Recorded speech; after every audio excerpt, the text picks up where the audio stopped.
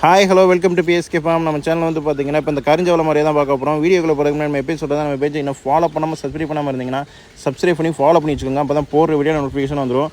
மதுரை சரௌண்டிங்கில் வந்து பார்த்தீங்கன்னா 5 மாத குட்டியிலேருந்து பல்லு போகிற 2 பல் கடா வரைக்கும் விற்பனைக்கு இருந்துச்சுன்னா ப்ரைவேட்டில் வீடியோ சென்ட் பண்ணுங்கள். நம்ம வாட்ஸ்அப் நம்பர் ஸ்க்ரீனில் இருக்குது, அந்த நம்பருக்கு நீங்கள் வீடியோ சென்ட் பண்ணுங்கள், நம்ம பார்த்து எடுத்துக்கலாம்.